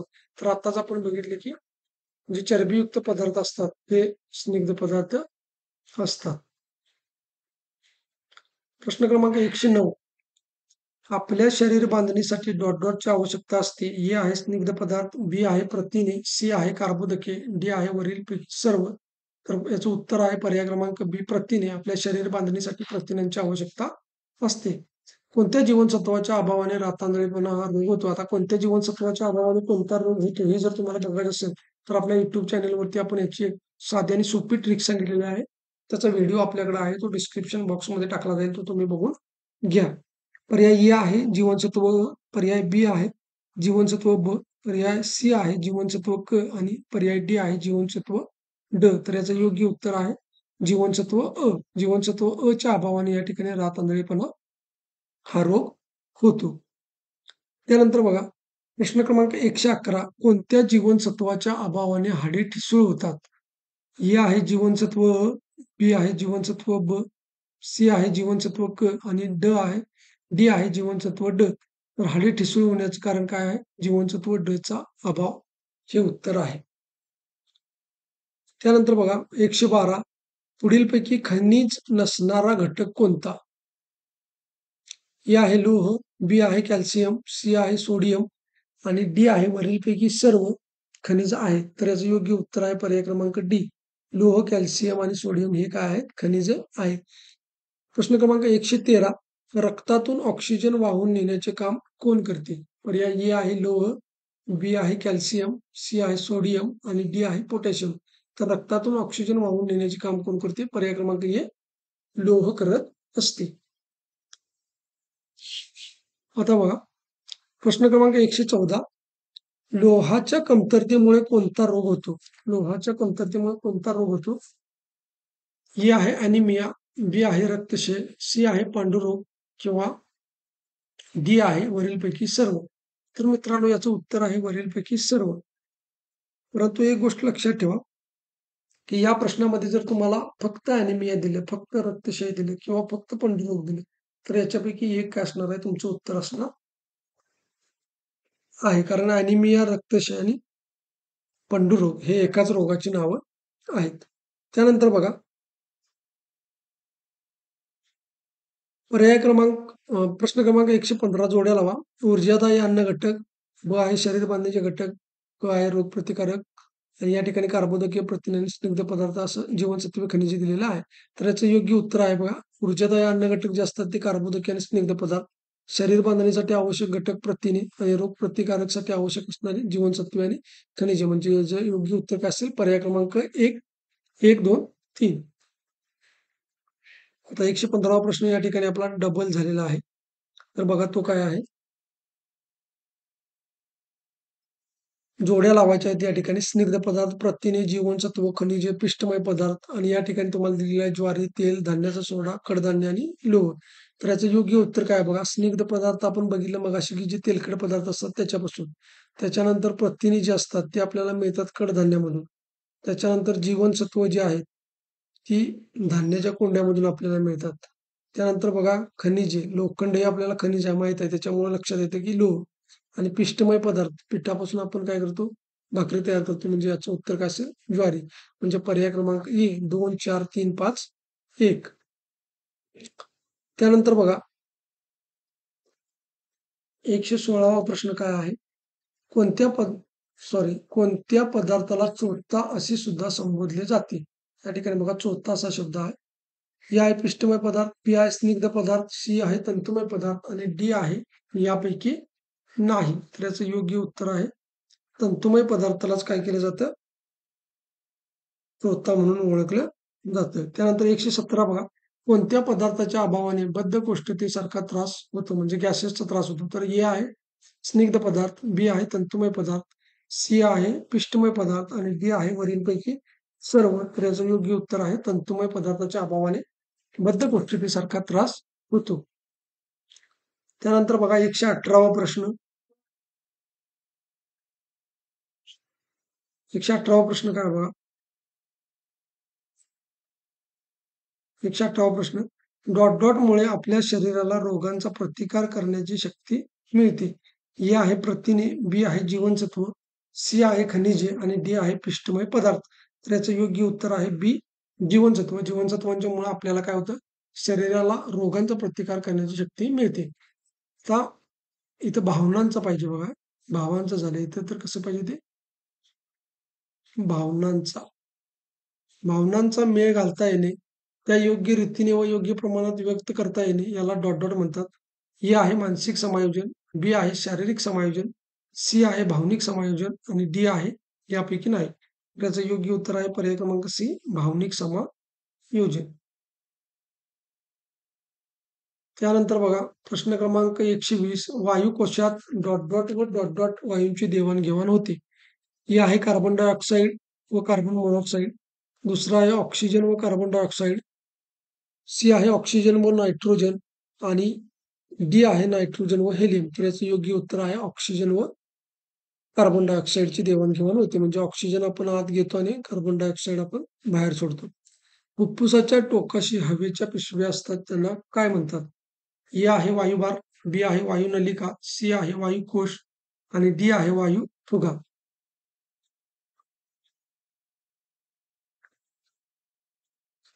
तर याचं योग्य उत्तर आहे पर्याय क्रमांक सी, वायुकोश. त्यानंतर बघा 122. पूर्व पोकळी आणि उदर पोकळी यांच्या दरम्यान असणाऱ्या लवचिक पडद्याला काय म्हणतात? ए आहे वायुकोश, बी आहे श्वासपट्टल, सी आहे वायुभित्तिका आणि डी आहे श्वासकोश. तर याचं योग्य उत्तर आहे पर्याय क्रमांक बी, श्वासपटल. त्यानंतर बघा सततच्या धूम्रपानामुळे प्रश्न क्रमांक 123. सततच्या धूम्रपानामुळे मानवाच्या कोणत्या अवयवाला हानी पोहोचते? ए आहे किडनी, बी आहे हृदय, सी आहे फुफ्फुस आणि डी आहे वरीलपैकी सर्व. तर याचं योग्य उत्तर आहे की फुफ्फुस. धूम्रपानामुळे फुफ्फुस या अवयवाला काय होते? हानी पोहोचते. त्यानंतर बघा पचनक्रियेत अन्नाचे पचन होण्यास मदत करणारा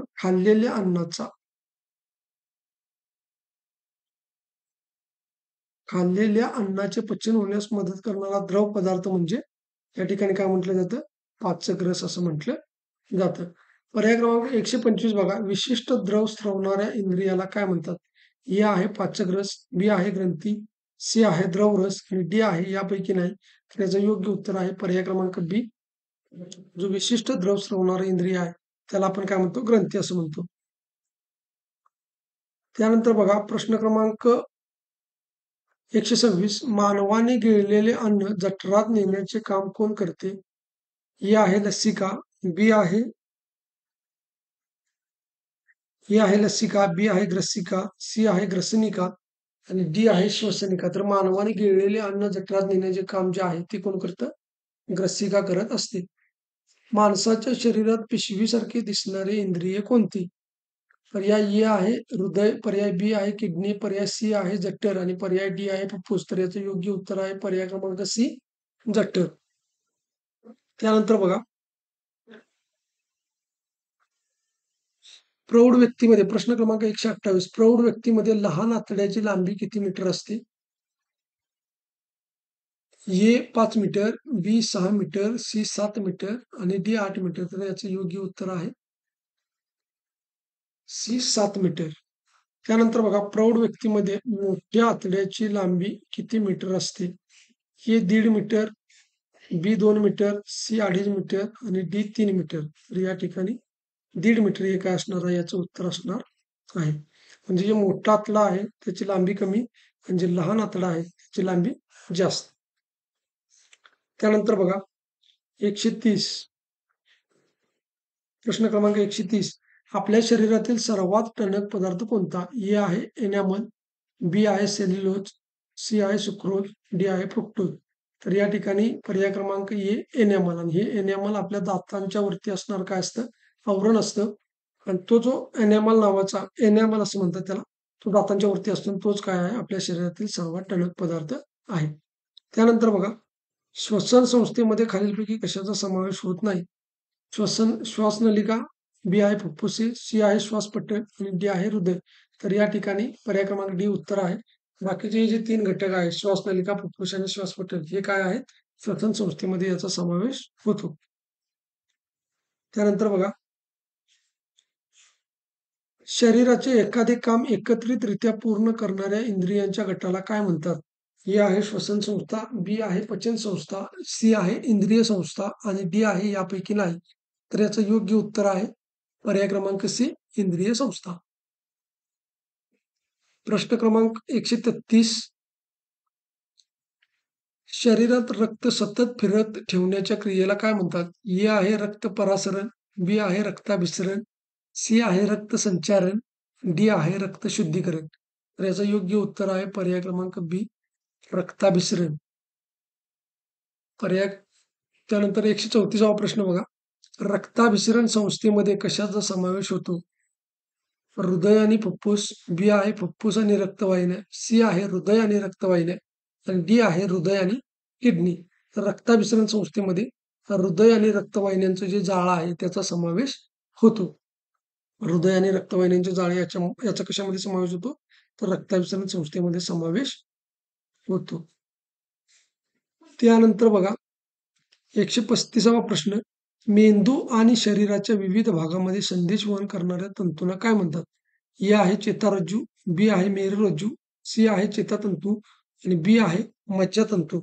तर या ठिकाणी बघा याचं जे योग्य उत्तर आहे ते पर्याय क्रमांक सी चेतातंतू. 136वा प्रश्न. शरीरामध्ये समन्वय राखण्याचे काम कोणती इंद्रिय संस्था करते? ए आहे पचन संस्था, बी आहे चेतासंस्था, सी आहे वरीलपैकी दोन्ही, डी आहे वरीलपैकी दोन्ही नाही. तर याचं योग्य उत्तर आहे की चेतासंस्था. ही चेतासंस्था तुम्हाला शरीराचा तोल सांभाळण्यासाठी मदत करत असते. म्हणजे शरीरामध्ये समन्वय राखण्याचं काम या ठिकाणी करत असते. आता त्यानंतर बघा अतिमद्यपानामुळे कोणत्या इंद्रिय संस्थेवर परिणाम होतो? ए आहे श्वसन संस्था, बी आहे पचन संस्था, सी आहे रक्ताभिसरण आणि डी आहे चेतासंस्था. तर याचं योग्य उत्तर आहे चेतासंस्था. चेतासंस्थेवरती परिणाम होतो अतिमद्यपानामुळे. त्यानंतर बघा प्रश्न क्रमांक 138. शरीराला आधार देणे, आकार देणे आणि महत्वाच्या इंद्रियांचे संरक्षण करणारी संस्था म्हणून कोणत्या इंद्रिय संस्थेला ओळखले जाते? ए आहे चेतासंस्था, बी आहे श्वसन संस्था, सी आहे अस्थि संस्था आणि डी आहे पचन संस्था. तर याचं योग्य उत्तर आहे पर्याय क्रमांक सी अस्थि संस्था.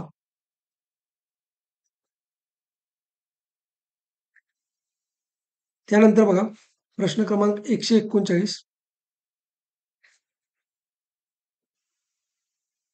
प्रश्न क्रमांक 139 काय बघा. हे या ठिकाणी जोड्या लावायला सांगितलेला आहे. या ठिकाणी दिलेला आहे तुम्हाला फुफ्फुसे, जठर, हृदय, मेंदू आणि इकडे रक्ताभिसरण, श्वसन संस्था, चेतासंस्था आणि पचन. तर या ठिकाणी बघा फुस जे आहे ते तुमचं काय काम करतं? श्वसन संस्थेचं काम करतं. त्यानंतर जठर जे आहे ते या ठिकाणी पचन संस्थेचं काम करतं. हृदय जे आहे ते या ठिकाणी रक्ताभिसरणचं काम करतं आणि मेंदू जे आहे ते चेतासंस्थेचं काम करत असतं. त्याच्यामुळे याचं जे योग्य उत्तर आहे ते पर्याय क्रमांक ए 2, 4, 1, 3. त्यानंतर बघा प्रश्न क्रमांक 140. माणसाच्या वयाची उंची साधारणपणे किती वर्षापर्यंत वाढते? ए आहे 16 वर्ष, बी आहे 18 वर्ष, सी आहे 21 वर्ष आणि डी आहे 25 वर्ष. तर याचं योग्य उत्तर आहे पर्याय क्रमांक बी 18 वर्ष. त्यानंतर प्रश्न क्रमांक 141. आपल्या कुटुंबियासारखी आपल्यामध्ये जन्मताच अनेक लक्षणे असतात याला काय म्हणतात? ए आहे परिवेश, बी आहे अनुवंशिकता, सी आहे क्रियाशीलता आणि डी आहे कुटुंब गुण. तर याचं योग्य उत्तर आहे पर्याय क्रमांक बी अनुवंशिकता. म्हणजे आपल्या कुटुंबियाचे जे काही गुण आहेत किंवा लक्षणं आहेत ते आपल्यामध्ये येणे याला आपण काय म्हणतो? अनुवंशिकता म्हणतो किंवा एका पिढीकडून दुसऱ्या पिढीकडे जे काही लक्षणं कन्व्हर्ट होतात त्यांना आपण काय म्हणतो? अनुवंशिकता असं म्हणतो. प्रश्न क्रमांक 142. रोग निर्माण करणाऱ्या सूक्ष्मजीवाला काय म्हणतात? ए आहे सूक्ष्मजंतू, बी जीवजंतू, सी रोगजंतू आणि डी वरीलपैकी सर्व. तर याचं योग्य उत्तर काय आहे? पर्याय क्रमांक सी रोग निर्माण करणाऱ्या सूक्ष्मजीवाला रोगजंतू असे म्हणतात. प्रश्न 143. खालीलपैकी संसर्गजन्य रोग कोणता? ए आहे स्वाईन फ्लू, बी आहे खरूज, सी आहे पोलिओ आणि डी आहे क्षय. तर याचं योग्य उत्तर काय आहे? या ठिकाणी खरूज आहे. जर तुम्ही आता संसर्गजन्य रोग बघितले तर संसर्गजन्य रोग कोणते कोणते आहेत? तर एक आहे फ्ल्यू. त्याच्यानंतर या ठिकाणी फ्ल्यू, त्यानंतर पडसे, पडसे, त्याच्यानंतर नायटा, नायटा, त्याच्यानंतर खरूज, खरूज, त्याच्यानंतर गोवर, बघा गोवर किंवा कांजिण्या, कांजिण्या. तर ह्या काय आहेत? संसर्गजन्य रोग आहेत. हे रोग तुम्हाला या ठिकाणी लक्षात ठेवावे लागतील. फ्ल्यू, पडसे, नायटा, खरूज, गोवर आणि कांजिण्या हे तुम्ही तुमच्या वहीमध्ये लिहून घ्या. त्यानंतर बघा खालीलपैकी हवेमार्फत पसरणारा रोग कोणता? ए आहे नायटा, बी आहे कांजिण्या, सी आहे गोवर आणि डी आहे क्षय. तर क्षय हा रोग कसा होतो? हवेमार्फत पसरतो. आता इथे एक गोष्ट लक्षात ठेवायची तुम्ही. संपर्कजन्य, त्याच्यानंतर संसर्गजन्य, त्याच्यानंतर हवेमार्फत. ह्या ज्या गोष्टी आहेत ह्या गोष्टी तुम्ही वाचायच्या आहेत. त्यानंतर बघा प्रश्न क्रमांक 145. परंतु हे जे वाचत असताना हे सुद्धा तुम्ही काय करायचं आहे, पुस्तकामधलंच वाचायचं आहे. बाहेरचं अजिबात वाचायचं नाही. कारण याच्या बाहेर तुमचा प्रश्न जाणार नाही. त्यानंतर बघा रोग्याच्या विष्ठेमध्ये खालीलपैकी कोणत्या रोगाचे जंतू असतात? ए आहे टायफॉइड, बी आहे जुलाब, सी आहे कावीळ आणि डी आहे घटसर्प. तर याचं योग्य उत्तर आहे पर्याय क्रमांक सी कावीळ. तर रोग्याच्या विष्ठेमध्ये काय असतं? कावीळचे जंतू असतात. आता बघा प्रश्न क्रमांक 146. संपर्कामुळे होणारा खालीलपैकी संपर्कामुळे होणारा रोग कोणता? तर बघा ए आहे घटसर्प, बी आहे नायटा, सी आहे कावीळ आणि डी आहे यापैकी नाही. तर नायटा काय होतं तुम्हाला संपर्कामुळे होतो. एका ठिकाणच्या अनेक लोकांना एकाच वेळी एखादा संसर्गजन्य रोग झाला तर त्याला डॉट डॉट म्हणतात. तर त्याला या ठिकाणी डॉट डॉट डॉट म्हणतात. ए आहे महारोग, बी आहे रोगाची साथ, सी आहे वरीलपैकी दोन्ही, डी आहे वरीलपैकी दोन्ही नाही. तर याचं योग्य उत्तर आहे त्याला काय म्हणतात रोगाची साथ. आता आपण जनरली म्हणताना साथीचा रोग म्हणतो, परंतु पुस्तकात या ठिकाणी तुम्हाला काय दिलेलं आहे? रोगाची साथ आलेली आहे असं म्हटलेलं आहे. त्यामुळं पर्याय कशा पद्धतीने आहे ते बघा. रोगाची साथ हे याचं योग्य उत्तर असणार आहे. त्यानंतर बघा, मूल जन्माला आले की लगेच त्याला कोणती लस देण्यात येते? जी आहे पोलिओ, बी आहे धनुर्वात, सी आहे डांग्या खोकला आणि डी आहे क्षय प्रतिबंध. तर पर्याय क्रमांक डी उत्तर आहे. मूल जन्माला आल्या आल्या त्याला कोणती लस दिली जाते? क्षय प्रतिबंध लस दिली जाते. प्रश्न क्रमांक 149. जन्माला आलेले मूल 1.5 महिन्याचे झाले की त्याला कोणती लस दिली जाते? ए आहे घटसर्प, बी आहे डांग्या खोकला, सी आहे धनुर्वात आणि पोलिओ. तर डी आहे वरीलपैकी सर्व. तर याचं जे योग्य उत्तर आहे ते उत्तर आहे वरीलपैकी सर्व. 1.5 महिन्याचे झाल्यानंतर त्याला या ठिकाणी ही लस या तिन्ही ज्या लसी आहेत त्या काय केल्या जातात? त्याला दिल्या जातात. त्यांचा एक एक डोस दिला जातो. त्यानंतर बघा घटसर्प, डांग्या खोकला, पोलिओ आणि धनुर्वात या लशींचे 3 डोस किती महिन्याच्या अंतराने बाळाला देण्यात येतात? आता ते बाळ जर 1.5 महिन्याचं झालं तर 1.5 महिन्यानंतर आपण बघितले की घटसर्प, डांग्या खोकला आणि धनुर्वात व पोलिओचे त्याला डोस दिले जातात. परंतु ते किती म्हणजे 1.5 महिन्यानंतर त्याचा कालावधी काय असतो? तर तो असतो 1 महिना. मग 1 महिन्यानंतर 1 महिन्याच्या अंतराने काय केलं जातं त्याला हे 3 डोस दिले जातात. आता खालीलपैकी बघा प्रश्न क्रमांक 151.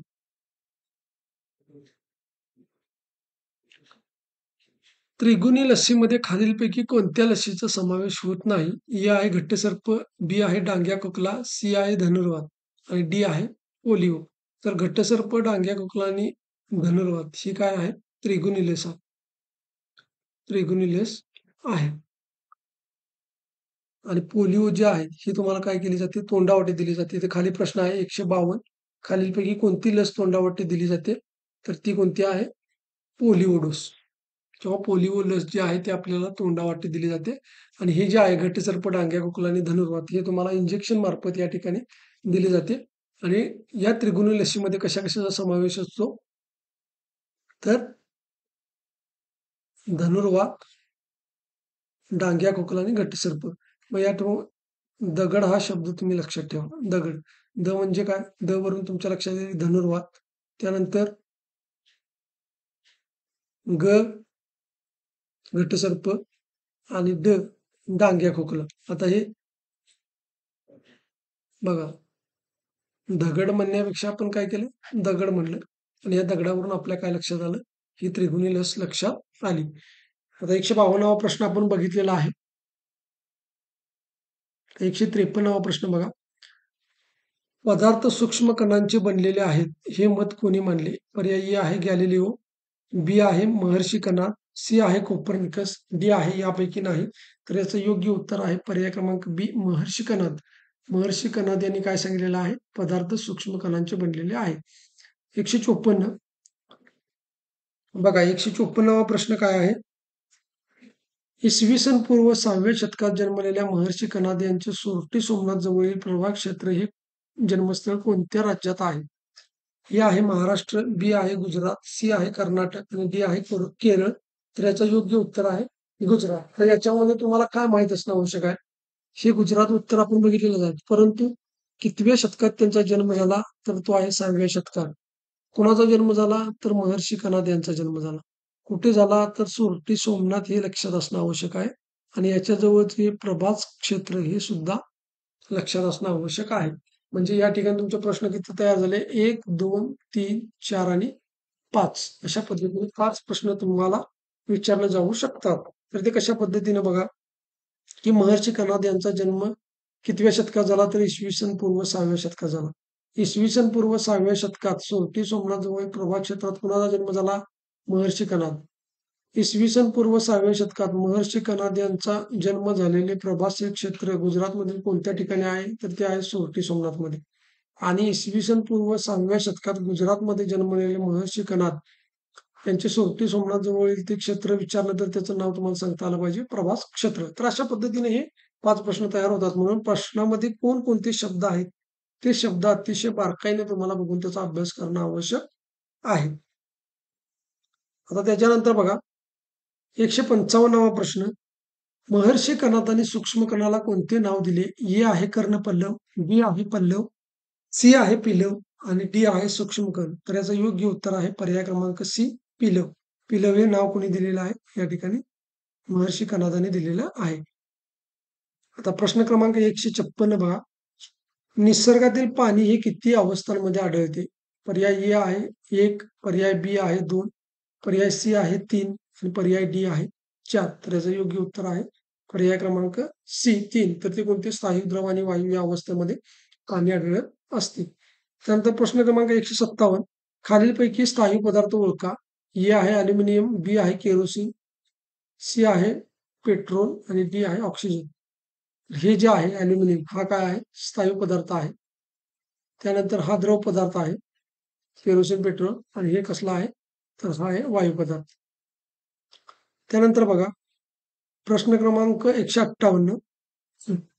धावणाऱ्या व्यक्ती किंवा धावणाऱ्या गाड्यांमध्ये उष्णतेचे रूपांतर कोणत्या रूपात होते?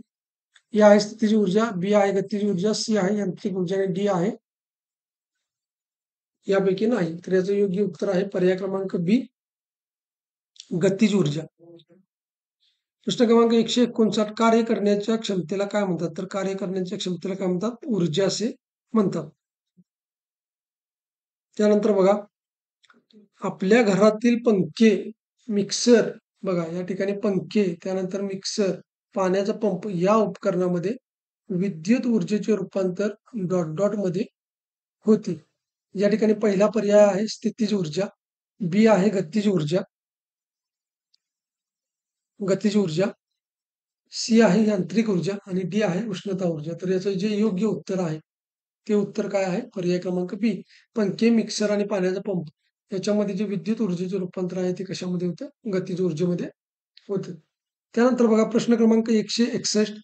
कोळसा, खनिज तेल यापासून आपल्याला कोणती ऊर्जा प्राप्त होते? तर ती ऊर्जा आपल्याला उष्णता ऊर्जा प्राप्त होते.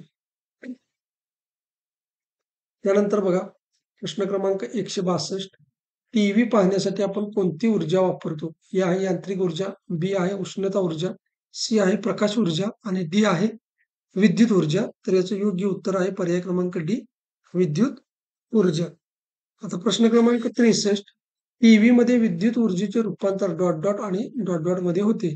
ए आहे उष्णता आणि प्रकाश, बी आहे ध्वनी आणि विद्युत, सी आहे उष्णता आणि विद्युत, डी आहे प्रकाश व ध्वनी. तर टीव्ही मध्ये विद्युत ऊर्जेचे रूपांतर हे कशामध्ये होते? पर्याय क्रमांक डी, प्रकाश आणि ध्वनी. त्यानंतर 164वा प्रश्न बघा. सूर्यप्रकाशाचा वापर करून विद्युत निर्मिती करणाऱ्या बॅटरीला काय म्हणतात? ए आहे विद्युत घट, बी आहे सौर घट, सी आहे प्रकाश घट, डी आहे वरीलपैकी सर्व. तर याचं योग्य उत्तर आहे त्याला आपण काय म्हणतो? 164 सौर घट असं म्हणतो. 165वा प्रश्न आहे खालीलपैकी संपणारा ऊर्जा स्रोत सांगा. ए आहे सूर्याची उष्णता, बी आहे वारा, सी आहे पाणी आणि डी आहे कोळसा. तर हे कोळसा हे काय आहे? याचं योग्य उत्तर आहे. तर अशा पद्धतीने मित्रांनो जवळ-जवळ आपण हे 165 बघा, हे 165 जवळ-जवळ 166 प्रश्न आहेत. 115वा प्रश्न आपला डबल झालेला आहे. आणि पहिले जे आहेत हे किती 54 म्हणजे 6 आणि 4 10 आणि 6 आणि 6 1200 2 हातचे लेख 220 प्रश्न आपण या पुस्तकामधून जसेच्या तसे म्हणजे एकही टॉपिक आपण काय केलेलं नाही या ठिकाणी बाकी ठेवलेला नाही. त्यामुळे हे पुस्तक आता तुमचं कंप्लीट झालेलं आहे. आता पुढच्या भागामध्ये आपण इतिहासची जी काही प्रश्न उत्तर आहेत, ती इतिहासचे प्रश्न उत्तर बघूया. टी-ई-टीची परीक्षा होईपर्यंत तुमचा सिलेबस सगळा या ठिकाणी कव्हर केला जाईल. परंतु मित्रांनो, या मेहनतीसाठी तुम्ही हे चॅनल सबस्क्राईब करा, लाईक करा, जास्तीत जास्त विद्यार्थ्यांच्यापर्यंत ते शेअर करा.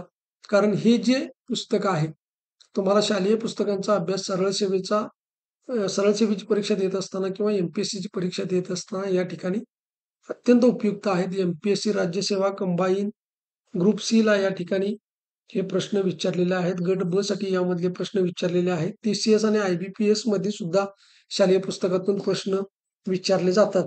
त्यामुळे अतिशय चांगल्या पद्धतीनं जर तुम्ही पुस्तक वाचलं असेल, तर ह्या प्रश्नांचा सराव करा. अन्यथा वाचलं नसेल, तर हे प्रश्न बघा. पुन्हा पुस्तक वाचा आणि पुन्हा हे प्रश्न सोडवण्याचा प्रयत्न करा.